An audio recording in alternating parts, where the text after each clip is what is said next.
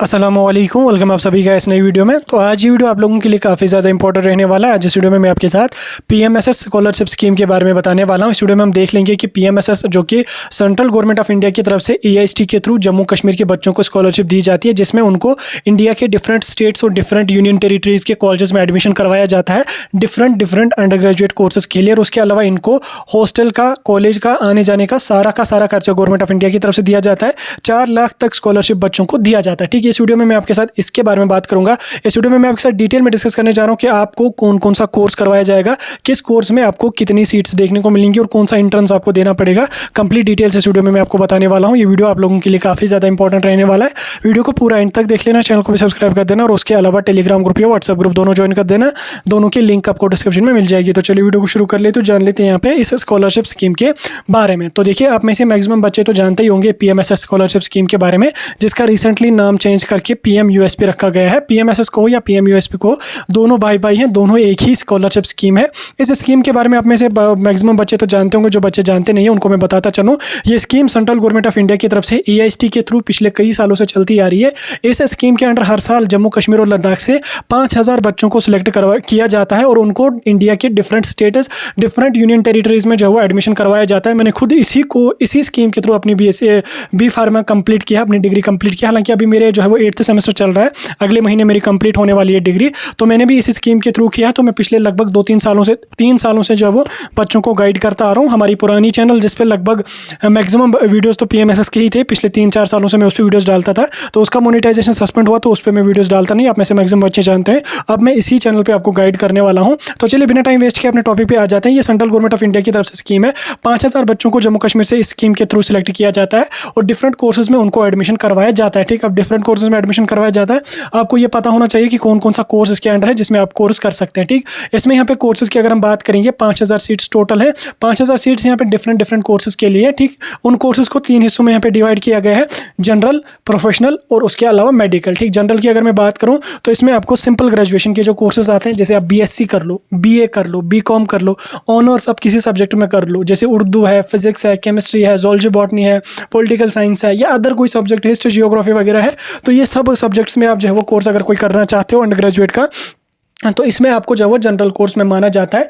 तो इस कोर्स के लिए यहाँ पे आपको 2070 सीट्स रिजर्व होती हैं। ठीक, जनरल डिग्रीज के लिए। ठीक, अगर आप इनमें से कोई कोर्स करना चाहते हैं तो आप जो है वो आपके लिए जो है वो 2070 सीट्स इसमें होते हैं। उसके अलावा अगर आप प्रोफेशनल फील्ड में जाना चाहते हैं तो प्रोफेशनल में आपको जो है वो डिग्री के कोर्सेज करवाए जाएंगे, डिप्लोमा नहीं करवाए जाएंगे। डिग्री में से आपका इंजीनियरिंग यानी कि बीटेक आपको सभी ब्रांचेस में करवाया जाएगा। उसके अलावा बीएससी नर्सिंग आप करना चाहते हो वो भी करवाया जाएगा।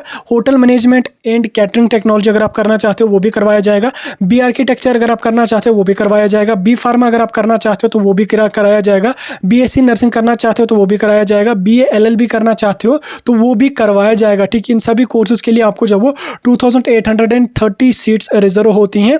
2830 सीट्स जो वो इन सब कोर्सेज के लिए यहाँ पे रखी गई हैं। तो अक्सर बच्चे हमें पूछते हैं कि मुझे पैरामेडिकल का कोई कोर्स करना है, टेक्नोलॉजी का कोई कोर्स करना है, पीएमएसएस में मैं कैसे करूँ। तो देखिए, मैं आपको बताता चलूँ, पैरामेडिकल और टेक्नोलॉजी के कोर्सेज आपको पीएमएसएस के थ्रू नहीं करवाए जाएंगे। इसमें आपको प्रोफेशनल ही करवाए जाएंगे, जिसमें आपका बीएससी नर्सिंग या बीटेक या आपका बी फार्मा वगैरह आता है। ये सब कोर्सेज आपको करवाए जाएंगे। पैरामेडिकल वगैरह इसमें ऐड है, हालांकि वो ऐड होना चाहिए लेकिन इसमें वो ऐड नहीं है। उसके अलावा अगर आप मेडिकल फील्ड में जाना चाहते हो तो मेडिकल में आप जो है वो एमबीबीएस कर सकते हो, बीडीएस कर सकते हो, बीएएमएस कर सकते हो, बीयूएमएस कर सकते हो। ये सब कोर्सेज आप इसमें कर सकते हो। ठीक, इसमें आपको जो वो 100 सीट्स पर ईयर रिजर्व होती हैं कि इसमें आपको जो वो 100 सीट्स देखने को मिलेंगी। ठीक, जो आपको मेडिकल कोर्सेज में करवाए जाएंगे। ठीक, आप देखिए यहाँ तक आपको समझ आ गया कोर्सेज का। अब अगर हम बात करेंगे कि ये कोर्सेज अगर आपको इसमें से किसी कोर्स में इंटरेस्ट है जाने का, तो इसमें जाने के लिए आपको कौन सा एग्जाम देना पड़ेगा ये तो आपको पता होना चाहिए ना।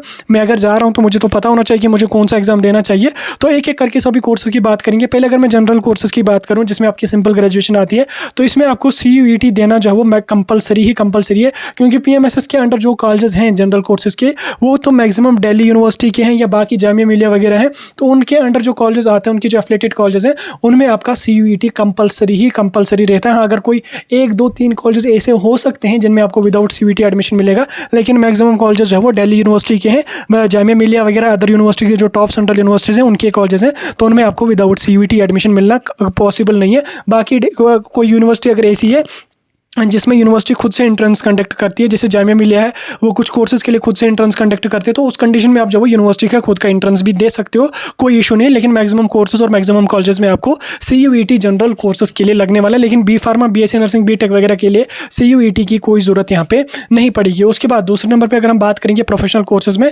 इसमें अगर हम देखेंगे इंजीनियरिंग का पहले, ठीक, BTech अगर आप किसी भी फील्ड में जाना चाहते हो, BTech के किसी भी ब्रांच में आप जाना चाहते हैं, जैसे आप जब वो कंप्यूटर साइंस में जाना चाहते हो, सिविल इंजीनियरिंग में करना चाहते हो, मैकेनिकल फील्ड में जाना चाहते हैं, या कोई अदर इलेक्ट्रिकल फील्ड वगैरह चूज करना चाहते हो, तो उसके लिए आपको JEE मेंस की कोई ज़रूरत यहाँ पे नहीं पड़ती है। उसमें आपको इंजीनियरिंग की सारी ब्रांचेस में जो वो 12th के मार्क्स के बेस पे एडमिशन किया जाता है, ठीक। हाँ, अगर आप खुद से किसी यूनिवर्सिटी का कोई एंट्रेंस क्वालिफाई कर लोगे तो वो भी आपके पास एक ऑप्शन रहेगा, वो उसके थ्रू भी आप जा सकते हैं। लेकिन जनरली आपको इंजीनियरिंग की किसी ब्रांच के लिए कोई भी एग्जाम JEE, CUET वगैरह देने की कोई ज़रूरत यहाँ पे नहीं पड़ेगी। लेकिन अगर आप JEE के बेस पे किसी सेंट्रल यूनिवर्सिटी में एडमिशन ले लोगे, कंडीशन ये है कि यूनिवर्सिटी जम्मू कश्मीर या लद्दाख के बाहर होनी चाहिए, तो आप वो भी यहाँ पे कर सकते हैं। लेकिन जनरली आपको कोई भी एग्जाम इंजीनियरिंग के लिए देना नहीं है। उसके बाद अगर मैं बात करूँ BSc नर्सिंग की, तो BSc नर्सिंग में आपको नीट वगैरह की कोई ज़रूरत नहीं पड़ेगी। एक यूनिवर्सिटी दिल्ली की है जिसमें नीट वगैरह लगता है, उसका एक ही कॉलेज है जिसमें नीट लगता है, ठीक, वो भी वुमेंस कॉलेज है। बाकी आपको कहीं पर भी नीट वगैरह की ज़रूरत नहीं पड़ेगी। 12th के मार्क्स पे आपको जो वो BSc नर्सिंग में एडमिशन मिलेगा, नीट वगैरह की कोई ज़रूरत आपको इसमें भी यहाँ पे नहीं पड़ने वाली है, ठीक है। उसके बाद अगर मैं बात करूँ होटल मैनेजमेंट की, होटल मैनेजमेंट के लिए भी आपको कोई एग्जाम नहीं लगेगा, 12th के मार्क्स के बेस पे इसमें भी हो जाएगा। बी आर्किटेक्चर की अगर मैं बात करूँ तो बी आर्किटेक्चर में आपका नाटा का एंट्रेंस लगेगा, ठीक, नाटा का एंट्रेंस आपको इसमें लगेगा, एंट्रेंस के बेस पे आपको एडमिशन यहाँ पे हो जाएगा। उसके बाद अगर आप बी फार्मा करना चाहते हो तो बी फार्मा में भी आपको कोई एंट्रेंस नहीं लगेगा, 12th के मार्क्स के बेस पे आप बी फार्मा कर सकते हैं, नीट वगैरह की कोई ज़रूरत इसमें नहीं है। उसके बाद अगर BLLB की बात करें मैं, तो BLLB में आपको क्लैट का एंट्रेंस देना पड़ेगा, ठीक, CLAT एंट्रेंस देना आपको पड़ेगा, उसके बेस पे आपका यहाँ पे एडमिशन होगा। विदाउट एंट्रेंस आपको जब वो इसमें एडमिशन नहीं मिलेगा, ठीक। क्लैट और नाटा आपको जब वो आर्किटेक्चर और LLB के लिए यहाँ पे लगने वाला है, ठीक, इसके बेस पे आपका एडमिशन होगा। अदरवाइज आपको कोई एग्जाम बाकी प्रोफेशनल कोर्सेज में लगेगा नहीं।